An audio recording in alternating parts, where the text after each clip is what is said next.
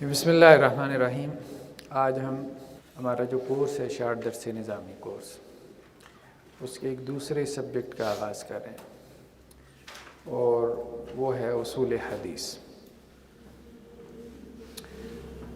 یعنی اصول حدیث سے مراد وہ پرنسپلز ہیں، وہ اصول ہیں جن کی روشنی میں ہم حدیث کو پرکھتے ہیں، اس کو ایویلویٹ کرتے ہیں کہ وہ حدیث صحیح ہے، اتھینٹک ہے، یا وہ حدیث صحیح نہیں ہے، ٹھیک ہے، اتھینٹک نہیں۔ تو اصول حدیث کے اوپر بہت ساری کتابیں لکھی گئیں۔ شروع میں جو کتابیں سامنے آئیں ان میں ایک امام شافعی کی کتاب تھی الرسالہ کے نام سے، ابھی بھی ہے، اس کا اردو ترجمہ بھی مل جاتا ہے۔ یہ امام شافعی کی جو کتاب ہے الرسالہ، یہ اصول فقہ میں بھی اور اصول حدیث میں بھی ابتدائی ترین کتاب شمار ہوتی ہے، بلکہ بعض لوگ تو کہتے ہیں اصول تفسیر کی بھی ابتدائی کتاب یہی ہے۔ اس کے بعد امام مسلم کو ہم دیکھتے ہیں کہ انہوں نے صحیح مسلم تو سب لوگ جانتے ہیں نا، صحیح بخاری کی طرح حدیث کی ایک اتھینٹک کتاب ہے، اس کے مقدمہ میں انہوں نے کچھ بحثیں کی ہیں۔ یہ میں آپ کو بتا رہا ہوں کہ اصول حدیث کیسے اس کی کمپائلیشن ہوئی۔ پھر امام ترمذی نے اپنی جامع ترمذی یا سنن ترمذی بھی ہم کہتے ہیں، اس کے آخر میں کچھ بحثیں کی۔ یعنی ابھی تک اصول حدیث کے حوالے سے کوئی مستقل کتاب نہیں لکھی گئی تھی۔ بعض جو محدثین تھے وہ اپنی کتب احادیث کے مقدمات میں بحث کر دیتے تھے، یعنی ان کے پری فیس میں، ان کے انٹروڈکشن میں حدیث کی اصطلاحات بتا دیتے تھے، اس کی قسمیں، اس کی کیٹیگرائزیشن پہ گفتگو کر دیتے تھے۔ تو بہت بعد میں جا کے اس حوالے سے مستقل کتابیں تصنیف کی گئیں، جیسے امام حاکم کی کتاب ہے معرفت علوم الحدیث۔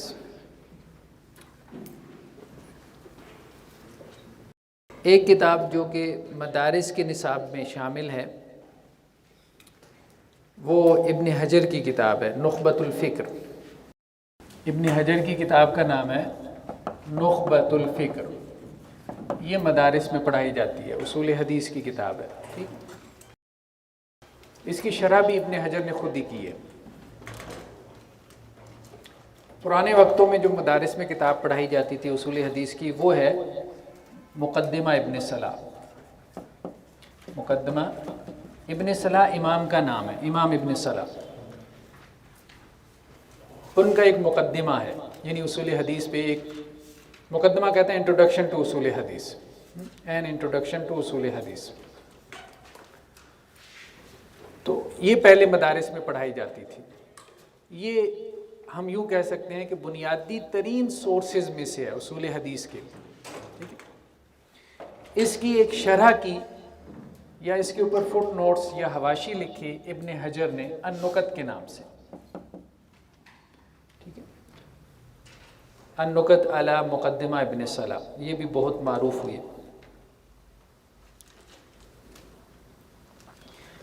اس کے علاوہ جو اصول حدیث میں کتاب ہے بنیادی مصادر میں، ایک فتح المغیث، فتح المغیث امام سخاوی کی کتاب ہے، ٹھیک ہے۔ اس کے بعد امام سیوطی کی ایک کتاب ہے تدریب الراوی، تدریب الراوی، یہ بھی بنیادی ترین مصادر میں سے ہے اصول حدیث کے، پرائمری سورسز میں سے۔ پھر اگر کسی نے اصول حدیث کو فلسفیانہ انداز میں پڑھنا ہو، ہر فن کی، ہر سبجیکٹ کی ایک فلسفی بھی ہوتی ہے جس کے اوپر وہ بیس کرتا ہے۔ اصول حدیث کی فلسفی کو امام صنعانی نے اس کا تذکرہ کیا ہے، توضیح الافکار کے نام سے کتاب ہے۔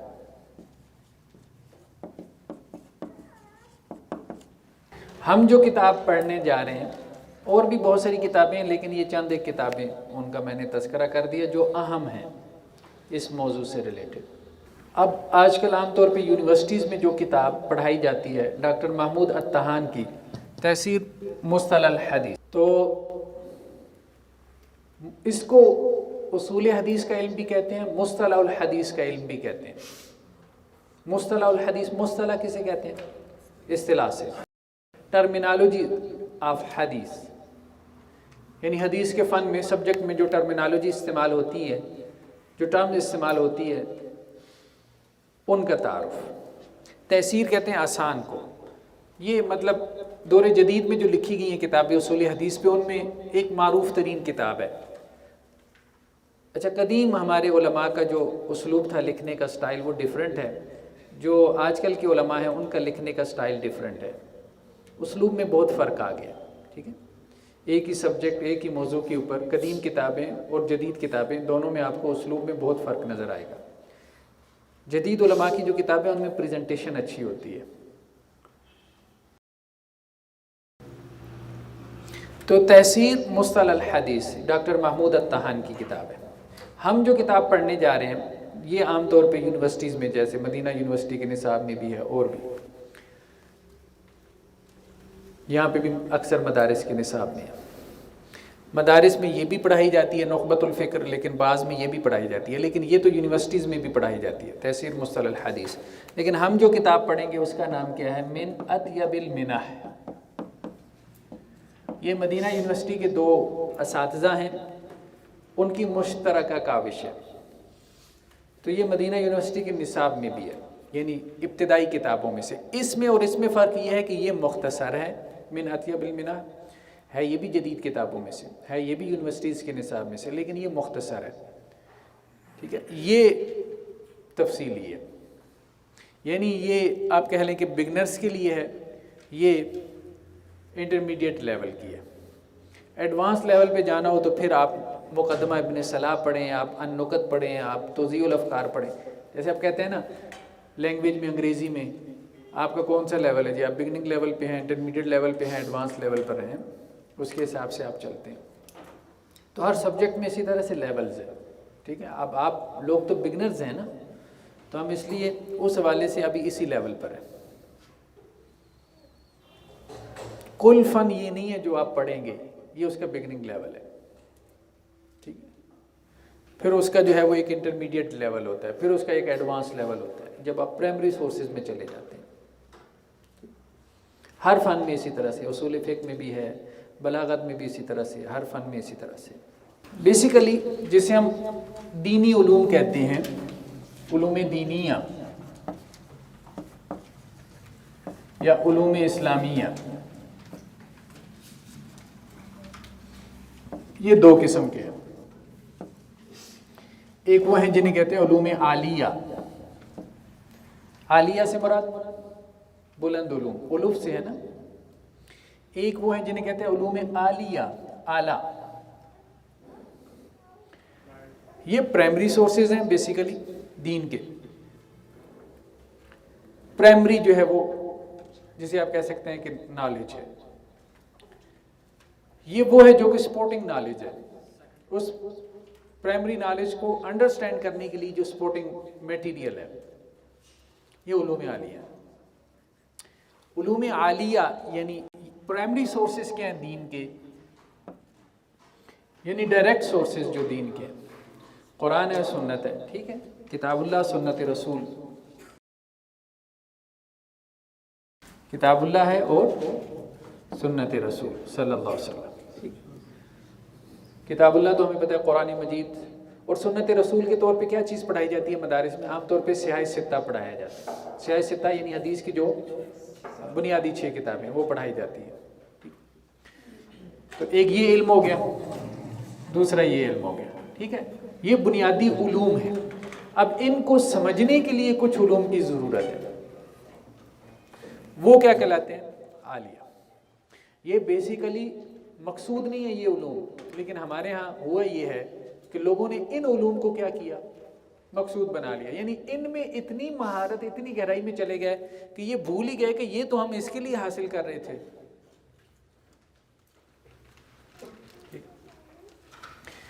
تو اب آپ دیکھیں نا ہمارے یہاں مدارس میں بلکہ ابھی بھی اکثر و بیشتر مدارس میں یہی ترتیب ہے، سب سے آخر میں جا کے 8ویں سال میں حدیث پڑھی جاتی ہے، یعنی پہلے 7 سال یہ علوم، 7 سال یہ علوم پڑھے جاتے ہیں، 8ویں سال میں جو ہے جا کے جو ہے وہ حدیث پڑھی جاتی ہے۔ اب آپ 8ویں سال میں حدیث کی 6 کتابیں، 6 بھی نہیں، بعض اوقات 7ویں بھی شامل کر لیتے ہیں، موطا امام مالک بھی شامل کر لیتے ہیں، وہ آپ کیسے نکالیں گے؟ پھر وہ خیبر میل کی رفتار سے نکلتی ہے، یعنی کبھی آپ دورہ حدیث میں بیٹھیں، جو مدارس میں ہوتا ہے وہ کیا ہوتا ہے، وہ استاد صاحب بیٹھے ہیں، شیخ الحدیث صاحب، اور سامنے 200 طلبہ، 400 طلبہ، اور ایک طالب علم پڑھی جا رہا ہے، بس عبارت پڑھی جا رہا ہے، اور استاد سنی جا رہا ہے۔ جہاں کوئی مسلکی مسئلہ آ گیا، استاد کہے گا رک جاؤ، پھر اس کے اوپر وہ کیا کرے گا، 1 گھنٹہ لگائے گا کہ ہمارا مسلک راجح ہے، امام شافعی کا مسلک مرجوح ہے، پرانے وقتوں میں امام شافعی ہوتے تھے، موجودہ وقتوں میں کوئی اور آ گیا، ٹھیک، تو یہ ٹھیک نہیں ہے، یہ انصاف نہیں ہے، ٹھیک، کہ ہم نے جن کے لیے یہ علوم حاصل کیے تھے ان پہ تو ہم نے 7 سال لگا دیے، اور ان کو ہم نے تیزی سے گزار دیا۔ پھر یہ ہے کہ پہلے تو مدارس میں ترجمے کے اوپر زور نہیں تھا، اب قرآن کا ترجمہ جو ہے وہ پڑھایا جاتا ہے، وہ بھی اس وجہ سے کہ معاشرے میں بہت سارے لوگ، جیسے ڈاکٹر اسرار احمد رحمہ اللہ، انہوں نے بڑی محنت کی، اس طرف توجہ دلائی، اور لوگوں نے، مولانا مودودی نے، یا اس طرح سے فہم قرآن کی بڑی تحریکیں چلیں، عطا اللہ ثاقب صاحب تھے، اور مطلب بہت سارے لوگ تھے جنہوں نے قرآن کی طرف متوجہ کیا، عطا الرحمن ثاقب صاحب تھے، تو پھر جو ہے نا بہت سارے لوگوں نے اس کی طرف توجہ دی مدارس میں بھی، اور قرآن مجید کا ترجمہ پڑھانا شروع کیا گیا۔ کب سے شروع ہوا ہے قرآن مجید کا ترجمہ پڑھانا مدارس میں؟ مدارس میں اس سے پہلے جو ہے نا بہت کم توجہ دی جاتی تھی، جیسے 30ویں پارے کا پڑھا دیا یا کچھ، تو اب بھی تفسیر جو ہے نا، جسے تفسیر کہتے ہیں، وہ نصاب میں صرف تفسیر بیضاوی ہے، اور تفسیر بیضاوی کا کتنا پڑھایا جاتا ہے پورے سال میں؟ کو بتا سکتے ہیں آپ؟ 1 پاؤ، 1 پائیہ سمجھتے ہیں؟ 1/4، پہلے پارے کا 1/4 پڑھایا جاتا ہے۔ اس کی وجہ کیا ہے؟ اس کی وجہ یہ ہے کہ وہ اتنی دقیق ہے، اتنی پیچیدہ ہے، اور اس میں انہوں نے پہلے پارے کے پہلے 1/4 میں، پہلے پاؤ کے اندر ہر علم گزیر دیا، کلام بھی، فلسفہ بھی، منطق بھی، بلاغت بھی، تو وہ اس کو اس لیے نہیں پڑھاتے کہ بطور تفسیر، وہ اس کو پڑھاتے ہیں کہ یہ جو علوم پڑھے ہیں نا، ان کا آپ جا کے جو ہے وہ قرآن میں بھی ان کو سمجھو۔ نہیں، یہ نہیں، اس طرح سے نہیں، مطلب 1 پاؤ آپ قرآن کے نام پہ پڑھا دیں، یہ تو مناسب نہیں ہے۔ پھر تفسیر کے نام پہ تفسیر جلالین پڑھائی جاتی ہے، تفسیر جلالین بیسیکلی تفسیر ہے ہی نہیں، کبھی آپ دیکھیں نا، وہ تو ترجمہ ہے، ٹھیک ہے، قرآن مجید کا وہ بہت ہی مختصر سی چیز ہے، وہ کہیں کہیں سے وہ محذوفات نکالتے ہیں بس، اور کچھ نہیں کرتے۔ امام سیوطی اچھی ہے، مطلب وہ میں نہیں کہہ رہا وہ بہت اچھی ہے، لیکن یہ ہے کہ وہ تفسیر نہیں ہے۔ تو باقاعدہ ابھی تک بھی رجحان نہیں ہے مدارس میں تفسیر پڑھانے کا۔ تو گویا کہ یہ فوکس ہو گئے، یہ علوم، یہ 2 قسم کے ہیں، ایک اصول کے علوم اور دوسرے لغت کے۔ اصول کے علوم 4 ہیں،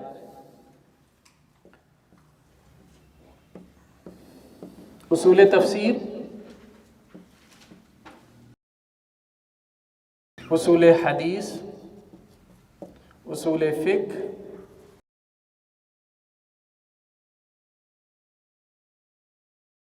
اور اصول عقیدہ۔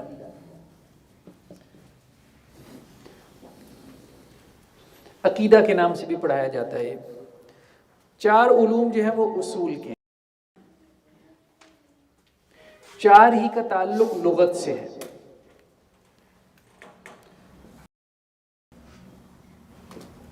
صرف و نحو، جس کو ہم عربی گرامر بھی کہہ دیتے ہیں، صرف و نحو، ٹھیک ہے۔ دوسرا منطق، منطق کا تعلق بھی زبان سے ہے، دلیل کیسے دینی ہے آپ نے۔ تیسرا بلاغت، فصاحت و بلاغت جسے کہتے ہیں، علم بلاغت۔ تو صرف، نحو، منطق، بلاغت. نہیں، وہ بلاغت میں آ جاتا ہے. بلاغت کے آگے 3 قسمیں ہیں: علم بیان ہے، علم معانی ہے، اور اسی طرح سے علم بدیع ہے. فلسفہ لغت کے علوم میں نہیں آتا. ابھی میں چوتھا بھول رہا ہوں. ہاں، لٹریچر پڑھایا جاتا ہے. ٹھیک ہے، عربی ادب جسے ہم کہتے ہیں، جیسے سبع معلقات، حماسہ، مقامات حریری، اس میں نثر بھی ہے، نظم بھی ہے. ٹھیک ہے، کلاسیکل لٹریچر پڑھایا جاتا ہے زیادہ تر. تو یہ لغت سے متعلقہ 4 علوم ہیں. 2 علوم اور ہیں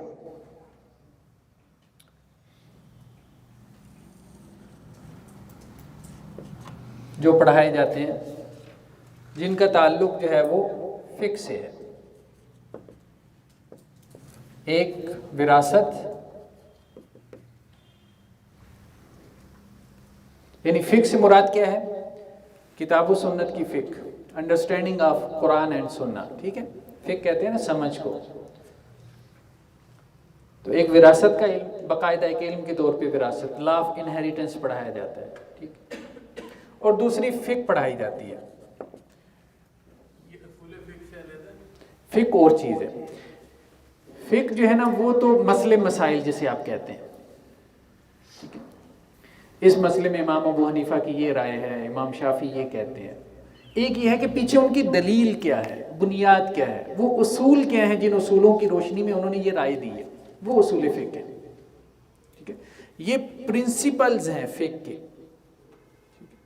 اصول فقہ جو ہے یہ پرنسپلز ہیں.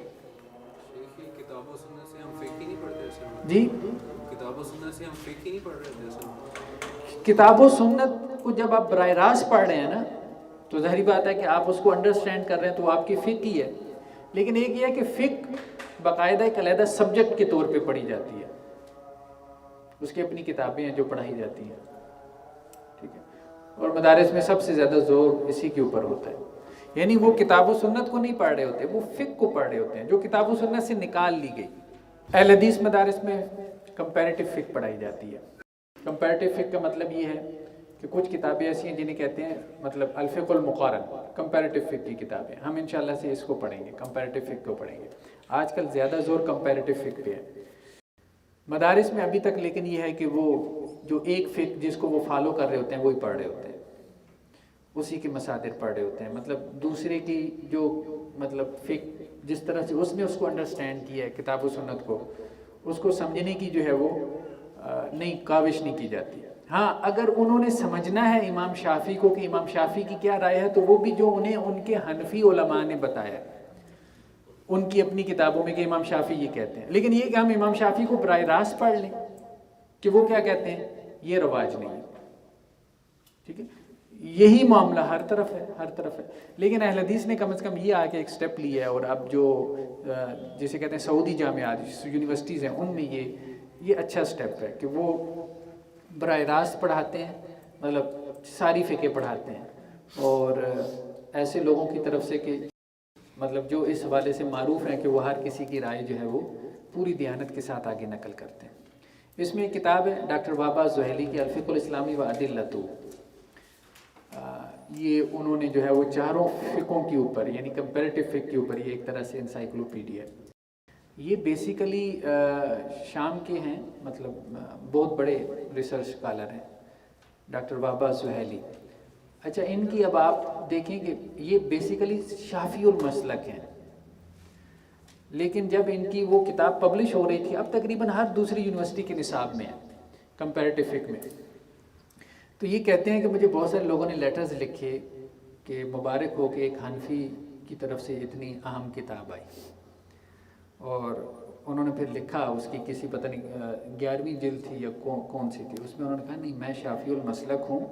بیسیکلی میں نے یہ کام کیا کہ جب بھی کسی مسئلے میں میں نے ائمہ کی آراء بیان کی تو سب سے پہلے میں نے امام ابو حنیفہ کی رائے بیان کی.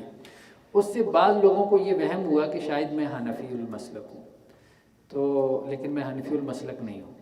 تو کہنے کا مقصد یہ ہے کہ یہ مطلب اتنی انسان کا کہ اس کا ایک خاص مسلک کے ساتھ اس کی ایفیلیشن بھی ہو اور وہ اس کا اقرار بھی کر رہا ہو، لیکن اس کی تحریر میں بالکل تاثر الٹا پڑ رہا ہو، یہ بڑی بات ہے۔ اتنی جو ہے نا وہ ان بائسنس بہت کم لوگوں میں نظر آتی ہے۔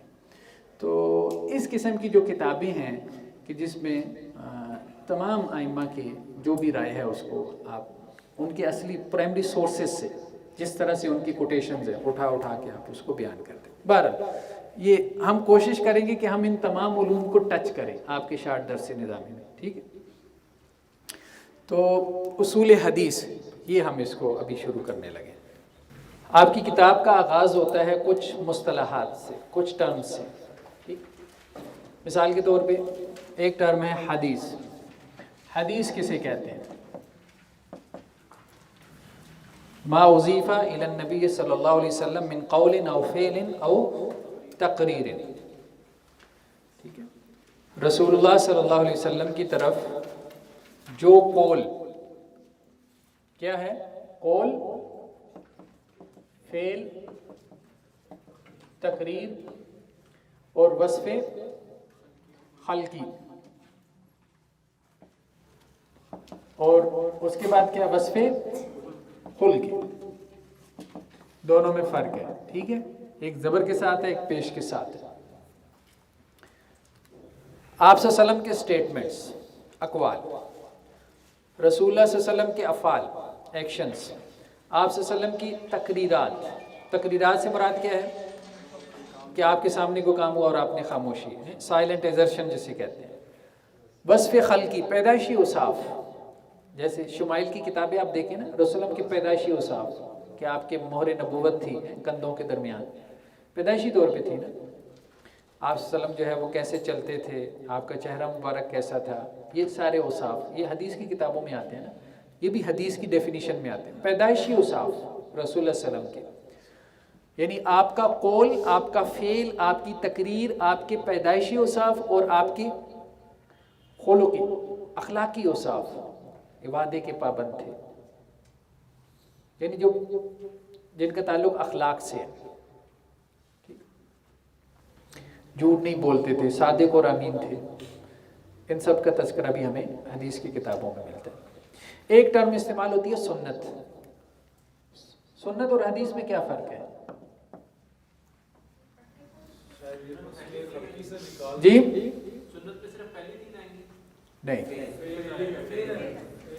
نہیں بس میں خلقی نکال کے باقی سب جو ہے نہیں، سنت بیسیکلی کہتے ہیں قول، فعل اور تقریر کو، ٹھیک ہے؟ سنت کہتے ہیں قول، فعل اور تقریر کو۔ تو حدیث کیسے کہتے ہیں؟ آپ نے دیکھا ہے کیا لفظ لکھا ہوا ہے، ڈیفینیشن میں کیا لکھا ہوا ہے؟ ما اضیف، ما اضیف، یہ اہم لفظ ہے، یہ فرق بیان کر رہا ہے سنت اور حدیث میں۔ اضیفہ اسی سے مضاف کا لفظ بنا، ٹھیک، جس کی نسبت کی گئی۔ پیج نمبر پہلا جو ہے جہاں سے شروع ہو رہا ہے،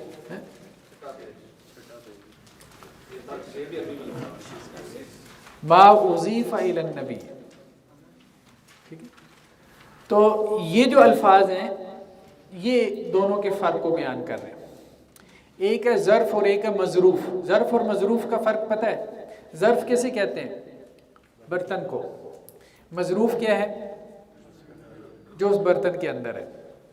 تو حدیث ظرف ہے، سنت مظروف ہے۔ سمجھ رہے ہیں بات؟ بھئی دودھ برتن کے بغیر ہو سکتا ہے؟ نہیں ہو سکتا، کسی نہ کسی برتن میں ہوگا نا۔ تو رسول اللہ صلی اللہ علیہ وسلم کا قول، فعل اور تقریر یہ سنت ہے۔ اس لیے ہم نے کیا کہا تھا، مصادر شریعت کی بحث جب ہم پڑھیں گے نا اصول فقہ میں، وہاں کیا آتا ہے؟ کتاب اللہ، یہ پہلا سورس ہے شریعہ کا۔ دوسرا سورس کیا ہے؟ سنت رسول۔ کبھی آپ نے علماء سے سنا ہو کہ انہوں نے کہا ہو کہ ہم نا کتاب و حدیث کا نظام نافذ کرنا چاہتے ہیں؟ یہ سنت کیوں کہتے ہیں؟ کیونکہ سنت بیسیکلی سورس ہے، قول فعل اور تقریر سنت ہے. اس سنت کو جب صحابی بیان کرتا ہے تو صحابی کے بیان کو حدیث کہا جاتا ہے. نہیں سمجھ آ رہی دونوں میں فرق؟ بیسیکلی جو ہے نا آپ صلی اللہ علیہ وسلم کا قول، آپ کا فعل، آپ کی تقریر، یہ تینوں کیا ہیں؟ یہ سنت ہے. جب اس کو صحابی بیان کرے گا تو اس کے حدیث کا مطلب کیا ہوتا ہے؟ بات بیان کرنا. تو اس لیے ہم نے کہا کہ سنت کیا ہے؟ مظروف ہے، حدیث اس کا ظرف ہے. یعنی اگر ہم یہ سوال کریں کہ قول فعل تقریر کہاں ملے گا آپ صلی اللہ علیہ وسلم کا؟ حدیث میں ملے گا. کیا کل حدیث جو ہے وہ آپ صلی اللہ علیہ وسلم کا قول فعل تقریر ہے؟ نہیں. حدیث کی کتابوں میں صحابہ کے اقوال بھی ہیں. صحیح بخاری اٹھا کے دیکھیں، صحابہ کے اقوال ہیں، تابعین کے اقوال ہیں، ائمہ کے اقوال ہیں. صحیح بخاری میں ہیں. خود امام بخاری کے اپنے اجتہادات ہیں صحیح بخاری میں. تو حدیث کی کتاب میں سب کچھ جو کچھ نقل ہو گیا وہ سب سنت نہیں ہے، بلکہ کیا اس کے اندر سنت ہے. حدیث کے اندر سنت ہے. سمجھ رہے ہیں نا بات؟ جیسے ہم کہتے ہیں قرآن اللہ کا کلام قرآن ہے. قرآن کہاں ملے گا؟ ما بین الدفتین، دو گتوں کے درمیان. لیکن جو کچھ دو گتوں کے درمیان ہے وہ سب اللہ کا کلام ہے؟ نہیں. اس میں اسماء حسنہ بھی ہیں آخر میں. وہ اللہ نے نازل کیے ہیں کیا؟ اللہ کے رسول کے نام بھی لکھے ہوتے ہیں. آخر میں قاری صاحب کے، دو قاری صاحب کا سرٹیفکیٹ بھی ہوتا ہے کہ ہم نے قرآن کو حرف بحرف پڑھا ہے. ختم قرآن کی دعا بھی ہوتی ہے، رموز و اوقاف کی تفصیل بھی ہوتی ہے. ٹھیک ہے. اور اس میں جو رکوع لگائے ہیں وہ کس نے لگائے ہیں؟ پاروں میں جو تقسیم کیا ہے، پاروں کے جو نام رکھے ہیں وہ کس نے رکھے ہیں؟ ہم نے رکھے ہیں. تو ما بین الدفتین، قرآن ما بین الدفتین ہی ہے، لیکن جو کچھ ما بین الدفتین ہے یہ سب قرآن نہیں ہے. ٹھیک ہے، سمجھ رہے ہیں نا یہ بات؟ اسی طرح سے حدیث سنت جو ہے وہ حدیث کی کتابوں میں ہے، لیکن جو کچھ حدیث کی کتابوں میں ہے وہ سب سنت رسول ہے. تو اس لیے بعض اوقات جو لوگ حدیث کا انکار کرتے ہیں تو وہ کیا کرتے ہیں؟ بہت ساری ایسی چیزیں نکال کے لے آتے ہیں اور اس پہ اعتراض کھڑا کر دیتے ہیں کہ جی دیکھیں حدیث کی کتابوں میں تو یہ ہے. جب آپ غور کرتے ہیں تو وہ کسی تابعی کا قول ہوتا ہے جو صحیح بخاری میں آیا. تو سنت اور حدیث میں وہی فرق ہے جو ظرف اور مظروف کا ہے، جو مکان اور مکین کا ہے. ٹھیک ہے. حدیث مکان ہے، سنت اس کی کیا ہے؟ مکین ہے. اصل اہمیت کس کی ہے؟ مکین کی. لیکن مکین مکان کے اندر ہی ہے، اس کے بغیر ملے گا نہیں. سنت ہمیں ملے گی احادیث کی کتابوں، جیسے اللہ کا کلام ملے گا ما بین الدفتین، مصحف میں، مصاحف میں. جی سیرت اور چیز ہے. سیرت کہتے ہیں رسول اللہ صلی اللہ علیہ وسلم کی بایوگرافی، آپ صلی اللہ علیہ وسلم کی زندگی. سنت کا تعلق جو ہے وہ قانون سے ہے. یہ رسول اللہ صلی اللہ علیہ وسلم کی شرعی زندگی ہے. شرعی زندگی سنت کیا ہے؟ آپ صلی اللہ علیہ وسلم کی شرعی زندگی جس کا تعلق شریعت سے ہے، لا سے ہے، قانون سے ہے، ضابطے سے ہے. ایک آپ صلی اللہ علیہ وسلم کی زندگی شریعت کے علاوہ بھی تو تھی نا. مطلب یہ نہیں کہ شریعت سے ہٹ کے تھی، مطلب آپ صلی اللہ علیہ وسلم بطور انسان بھی تو ایک لائف گزار رہے تھے نا. تو وہ جو آپ صلی اللہ علیہ وسلم کی زندگی تھی وہ سیرت میں آ جاتی ہے. سیرت کی کتابوں میں اب کیا ہوتا ہے؟ مثال کے طور پہ نبوت سے پہلے کی جو 40 سال کی زندگی ہے، ٹھیک ہے، ابھی تو نبوت شروع ہی نہیں ہوئی نا، تو اس کا تعلق شریعت سے اس طرح سے نہیں ہے.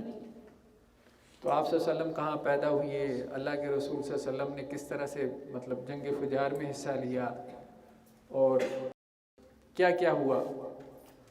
تو آپ صلی اللہ علیہ وسلم کی پوری جو لائف کو ہم پڑھتے ہیں وہ بیسیکلی سیرت کا موضوع ہے، بایوگرافی. تو نبوت سے پہلے کی زندگی جو ہے وہ اس کو کوئی شرعی دلیل کے طور پہ بیان نہیں کر سکتا، اگرچہ وہ خلاف شریعت نہیں ہے. نبوت سے پہلے کی زندگی آپ صلی اللہ علیہ وسلم نے نبوت سے پہلے بھی کوئی کام خلاف شریعت نہیں کیا، لیکن کوئی کہے کہ میں اس کو شرعی دلیل بنا لوں تو دلیل وہی والی زندگی ہے، شرعی دلیل جو کہ نبوت کے بعد والی زندگی ہے. مثال کے طور پہ نبوت سے پہلے آپ صلی اللہ علیہ وسلم غار حرا گئے. اب کوئی کہتا ہے کہ جی اس سے ثابت ہوتا ہے کہ جی رہبانیت جائز ہے، آپ غاروں میں جا کے جو ہے نا وہ اللہ اللہ کریں کیونکہ آپ صلی اللہ علیہ وسلم نے کی. تو ہم اس کو یہی کہیں گے کہ جی اللہ کے رسول صلی اللہ علیہ وسلم نے کی ہے، لیکن یہ نبوت سے پہلے کی ہے. نبوت کے بعد، نبوت ملنے کے بعد آپ صلی اللہ علیہ وسلم ایک دن بھی کبھی غار حرا گئے؟ پھر تو معاشرے میں گئے، نکل کے دین کا کام کیا ہے، لوگوں کی اصلاح کا کام کیا ہے، رہبانیت اختیار نہیں کی. ہاں نبوت سے پہلے کی زندگی اجمالی طور پہ دلیل بنتی ہے، جیسے آپ صلی اللہ علیہ وسلم نے کہا فقط لبثت فیکم عمرا من قبلی، کہ میں نے تمہارے اندر ایک عمر گزاری ہے. وہ عمر دلیل بنتی ہے میرے نبی ہونے کی، کہ صداقت اور امانت کے ساتھ زندگی گزاری ہے. لیکن اس کی جزیات سے دلیل پکڑنا اور اسلام کا ایک نیریٹو بنانا تو وہ درست نہیں ہوگا، وہ ہمیں نبوت کے بعد والی زندگی سے. لیکن بہرحال آپ صلی اللہ علیہ وسلم کی سیرت کا اصل آبجیکٹیو کیا ہے، مقصود کیا ہے؟ ایک تو یہی ہے کہ آپ کی اتباع، کیونکہ سیرت میں بہت ساری چیزیں سنت کی بھی آ جاتی ہیں. اور سیرت میں بہترین کتاب جیسے فلسفہ سیرت کی کتاب ہم کہہ سکتے ہیں زاد المعاد ہے، ابن قیم کی کتاب ہے، جس کا اردو ترجمہ بھی مل جاتا ہے. اب اس میں بہت ساری چیزوں کا تعلق سنت سے ہے، لیکن کچھ چیزیں ایسی ہیں جن کا تعلق سنت سے نہیں ہے، وہ آپ صلی اللہ علیہ وسلم کی بایوگرافی ہے. ٹھیک ہے، تو بہت ساری چیزیں. اب جیسے حزب التحریر کو ایک غلطی لگی، بس یہ آخری مثال، کہ رسول اللہ صلی اللہ علیہ وسلم نے ہجرت کی مکہ سے مدینہ کی طرف، دین قائم ہوا اس ہجرت کے بعد. ٹھیک ہے، مکہ میں نہیں ہوا، ہجرت کے بعد مدینہ میں ایک ریاست بن گئی، ریاست مدینہ. آج کل تو ویسے ہی اس کا بہت چرچا ہے ایک خاص حلقے میں. تو حزب التحریر والے کہتے ہیں کہ ہجرت کرنا اسلامی ریاست کو قائم کرنے کے لیے یہ لازم ہے، کیونکہ آپ صلی اللہ علیہ وسلم نے ہجرت کی. لیکن رسول اللہ صلی اللہ علیہ وسلم نے جو ہجرت کی ہے اس کو آپ دیکھیں، کیا وہ اس ہجرت کا تعلق کوئی شرعی طریقہ بیان کرنا تھا کہ ریاست، اسلامی ریاست کو قائم کرنے کا شرعی طریقہ یہ ہے کہ آپ ہجرت کریں؟ مطلب یہاں سے پہلے ہم افغانستان جائیں، سارے جو خلافت قائم کرنا چاہتے ہیں افغانستان میں جا کے خلافت قائم کریں. یہاں نہیں کر سکتے، کیونکہ آپ صلی اللہ علیہ وسلم نے مکہ میں نہیں کی تھی، مدینہ میں جا کے کی تھی. پھر وہاں سے یہاں آئے تھے، تو پہلے ہم افغانستان جائیں، وہاں قائم کریں، پھر واپس آ کے پاکستان کو فتح کریں، تو پھر سنت کے مطابق کام ہوگا. یہ آپ کو بتا رہا ہوں کہ لوگوں نے غلو کیا ہے. یہ سنت اور سیرت کا فرق نہ کرنے کی وجہ سے یہ غلو ہوا ہے، اور بڑے بڑے جو ہے وہ بلنڈرز ہوئے. سنت کا تعلق قانون سے ہے، سیرت کا تعلق قانون سے نہیں ہے. آپ صلی اللہ علیہ وسلم نے اس وقت حالات کے تحت ایک سٹیپ لیا، ویسے حالات اگر ہمیں بھی پیش آ جائیں گے تو ہم بھی لے لیں گے.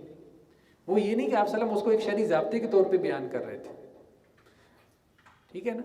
تو یہ مراد ہے آپ صلی اللہ علیہ وسلم کی بشری زندگی. سیرت بیسیکلی آپ صلی اللہ علیہ وسلم کی بشری زندگی ہے، اور سنت آپ صلی اللہ علیہ وسلم کی شرعی زندگی ہے. تو آپ کی بشری زندگی دلیل بنتی ہے، لیکن اس جیسے حالات میں، ہر حال میں نہیں. سنت ہر حال میں دلیل ہے. سبحانک اللہم و بحمدک نشہد ان لا الہ الا انت نستغفرک.